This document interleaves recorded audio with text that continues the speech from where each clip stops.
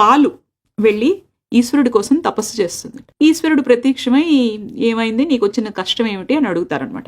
అడిగితే పాలు చెప్తుందట, ఆవు నుంచి వచ్చినప్పుడు ఎంత పరిశుద్ధంగా ఎంత ప్యూర్గా ఉన్నానో, ఈ మనిషి చూడు నాలో పులుపు వేసి నా మనసు విరిచేస్తున్నాడు. నేను చెప్పేది విను, నువ్వు పాలుగా ఉంటే ఒక్కరోజు ఉంటావు, అదే కొద్దిగా పెరుగు వేసి తోడు వేస్తే 2 రోజులు ఉంటావు, చిలికి కవ్వంతో మజ్జిగ చేస్తే పుల్ల పుల్లగా ఇంకో 2 రోజులు ఉంటావు, మజ్జిగలోంచి వెన్నని తీస్తే ఓ వారం రోజులు ఉంటావు, అదే ఆ వెన్న కాచి నెయ్యి చేస్తే ఎన్ని నెలల తరబడి ఉంటావు, ఆ నేతితో దీపం పెడితే నా ముందరే వెలుగుతావు కదా. జీవితంలో కూడా ఎన్నో మార్పులు వస్తూ ఉంటాయి. ఆ పాలల్లాంటి మన మనస్సులో ఆధ్యాత్మిక సాధన అనే పెరుగుతో తోడుపెట్టుకుని, నామస్మరణ అనే కవ్వంతో చిలికి మజ్జిగ కింద చేసుకుని, దైవ చింతన అనే వేడితో కాస్తే జ్ఞానం అనే నేయితో దీపంగా మారి ఈశ్వరుడికి అర్పణ అవ్వగలం.